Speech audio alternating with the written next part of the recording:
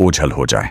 और यह कोई समतल मैदान नहीं था, यह थी नर्मदा नदी की घाटी, जहां जमीन के नीचे कभी कठोर चट्टान मिलती थी, कभी मुलायम मिट्टी, कभी रेत, जहां हर मानसून में नदी का मिजाज बदल जाता था और इंजीनियरों के सारे हिसाब किताब को चुनौती देता था। फिर भी मध्य प्रदेश के जबलपुर जिले के एक छोटे से गांव के पास इस जमीन पर एक ऐसा ढांचा खड़ा किया गया जो नर्मदा पर बनने वाले 30 बड़े बांधों की पूरी श्रृंखला में सबसे पहले पूरा हुआ। यह बांध था बारगी, और इसकी कहानी सिर्फ एक निर्माण की कहानी नहीं है, यह उस सपने की कहानी है जो आजाद भारत ने अपनी नदियों के बारे में देखा था। आप देख रहे हैं डी ब्लूप्रिंट हिंदी, जहां हम बताते हैं मेगा कंस्ट्रक्शन प्रोजेक्ट्स की वो कहानियां जो इंसानी सोच को कॉन्क्रीट रियलिटी में बदल देती हैं। नर्मदा नदी को मध्य प्रदेश की जीवन रेखा कहा जाता है, और यह सिर्फ एक काव्यात्मक उपमा नहीं है। नर्मदा की कुल लंबाई लगभग 1312 किलोमीटर है, और इसका लगभग 87% हिस्सा मध्य प्रदेश की जमीन से होकर बहता है। यह नदी अमरकंटक की पहाड़ियों से जन्म लेकर पश्चिम की ओर बढ़ती है और अंततः खंभात की खाड़ी में समा जाती है। इस पूरे रास्ते में यह करोड़ों लोगों की प्यास बुझाती है, खेतों को सींचती है और अपने साथ एक अपार संभावना लेकर चलती है। लेकिन आजादी के बाद के दशकों में यह संभावना काफी हद तक अनछुई थी। नदी का पानी हर साल बाढ़ बनकर आता, तबाही मचाता और फिर समुद्र में चला जाता, बिना किसी काम के। आजादी के बाद जब भारत ने अपने संसाधनों को व्यवस्थित करने की दिशा में कदम बढ़ाए, तो नर्मदा घाटी के विकास पर गंभीरता से सोचा जाने लगा। नदी की अपार जल क्षमता को देखते हुए यह तय किया गया कि यहाँ एक सुनियोजित बांध श्रृंखला बनाई जाए, सिंचाई के लिए, बिजली उत्पादन के लिए और पीने के पानी की आपूर्ति के लिए। इसी दिशा में 1974 में नर्मदा पर बारगी बांध का निर्माण कार्य प्रारंभ हुआ। उस समय नर्मदा के पानी के बंटवारे को लेकर मध्य प्रदेश, गुजरात, महाराष्ट्र और राजस्थान के बीच एक बड़ा अंतर्राज्यीय विवाद चल रहा था। इस विवाद को सुलझाने के लिए 1969 में भारत सरकार ने नर्मदा जल विवाद न्यायाधिकरण गठित किया था।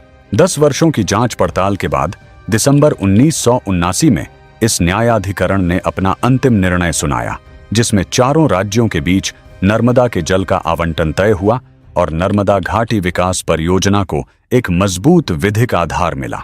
इस फैसले ने नर्मदा पर 30 प्रमुख बांधों की पूरी योजना को नई गति दी। बारगी उस पूरी श्रृंखला में सबसे आगे था, क्योंकि उसका काम सबसे पहले शुरू हो चुका था। बारगी की साइट का चुनाव अकारण नहीं था। जबलपुर जिले में नर्मदा नदी के किनारे स्थित बारगी गांव के पास नदी की घाटी एक प्राकृतिक संकरे मोड़ से गुजरती थी। यहाँ नदी के दोनों किनारों पर जमीन की बनावट ऐसी थी जो एक लंबे कंपोजिट बांध के निर्माण के लिए उपयुक्त थी। बीच में कठोर चट्टान पर एक मेसनरी गुरुत्व बांध और दोनों तरफ मिट्टी के फ्लैंक सेक्शंस। जबलपुर से यह स्थान लगभग 40 किलोमीटर दूर था और नागपुर को जोड़ने वाले राष्ट्रीय राजमार्ग की निकटता ने भारी मशीनरी और निर्माण सामग्री की ढुलाई को संभव बनाया। जब 1974 में इस जमीन पर पहली बार सर्वेक्षण दल उतरे, तो उनके सामने एक विशाल और जटिल चुनौती थी। नदी को अस्थायी रूप से मोड़ना था, मिट्टी की परतों को समझना था, चट्टान की गहराई नापनी थी और एक ऐसे ढांचे की नींव रखनी थी जो दशकों तक टिके और लाखों लोगों की जिंदगी बदल दे। ये शुरुआत थी बारगी की, एक सपने के पत्थर में बदलने की शुरुआत। 1974 का वह दौर था जब भारत के पास न आज जैसी भारी मशीनरी थी, न जीपीएस आधारित सर्वेक्षण प्रणालियां, न कंप्यूटर सहायता प्राप्त डिजाइन। फिर भी इस देश के इंजीनियरों ने नर्मदा की घाटी में उतरकर जो काम किया, वह आज भी उस युग की इंजीनियरिंग क्षमता का एक जीवंत प्रमाण है। जब निर्माण कार्य की विधिवत शुरुआत हुई, तो सबसे पहली और सबसे बड़ी चुनौती थी नर्मदा नदी को रोकना। एक बहती हुई नदी पर बांध बनाना ऐसा है जैसे किसी जीवित जीव की नब्ज थाम कर उसका ऑपरेशन करना। इसके लिए इंजीनियरों ने एक अस्थायी कॉफर डैम बनाया, यानी नदी के प्रवाह को पहले एक तरफ मोड़ा गया ताकि दूसरी तरफ सूखी जमीन पर काम हो सके। धीरे धीरे फेज में नर्मदा को नियंत्रित करते हुए निर्माण क्षेत्र को कार्यशील बनाया गया। यह प्रक्रिया अपने आप में महीनों की मेहनत और सटीक योजना मांगती थी, क्योंकि जरा भी चूक हुई तो मानसून की बाढ़ सारे काम को बहा ले जा सकती थी। साइट पर पहुंचने से पहले ही सर्वेक्षण दल वर्षों से जमीन की परख कर रहे थे।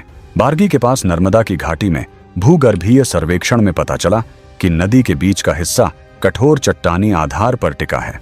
ये ग्रेनाइट और बेसाल्ट की परतें थीं, जो एक मेसनरी गुरुत्व बांध के लिए आदर्श नींव प्रदान करती थी। लेकिन नदी के दोनों किनारों पर यानी फ्लैंक्स पर जमीन की प्रकृति अलग थी। वहां नरम मिट्टी और ढलानदार भूभाग था। यही वह इंजीनियरिंग इंसाइट था जिसने बारगी बांध के कॉम्पोजिट डिजाइन को जन्म दिया। बारगी बांध एक हाइब्रिड स्ट्रक्चर है। इसके बीच का हिस्सा, जहां नर्मदा का मुख्य प्रवाह था, एक मेसनरी गुरुत्व सेक्शन के रूप में बना, जो अपने विशाल वजन की ताकत से पानी के दबाव को झेलता है। और इसके दोनों तरफ, जहां जमीन कम सख्त थी, अर्थन एम्बैंकमेंट सेक्शंस बनाए गए, यानी मिट्टी की परतें बिछाकर, दबाकर, कंपैक्शन करके एक ऊंचा और मजबूत तटबंध खड़ा किया गया। यह दोनों तकनीकें मिलकर एक पूरे बांध का निर्माण करती हैं, जो कुल 5374 मीटर यानी लगभग 5.4 किलोमीटर लंबा है और जिसकी अधिकतम ऊंचाई नींव से 69 मीटर है। यह कंपोजिट डिजाइन इसीलिए चुनी गई थी क्योंकि इतनी लंबी घाटी में एक ही प्रकार की जमीन नहीं थी और इंजीनियरों ने प्रकृति की दी हुई जमीन के साथ लड़ने की बजाय उसके अनुसार डिजाइन को ढाला। मेसनरी गुरुत्व सेक्शन का निर्माण एक क्रमबद्ध प्रक्रिया थी।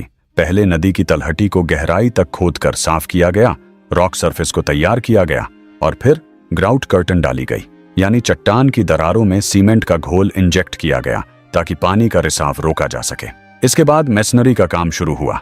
एक के ऊपर एक परत, पत्थर और मोर्टर का मेल, धीरे धीरे ऊंचाई बढ़ती गई। यह काम साल दर साल चला। हर मानसून में काम रुकता था, नदी उफान पर आती थी और फिर सर्दियों में दोबारा शुरू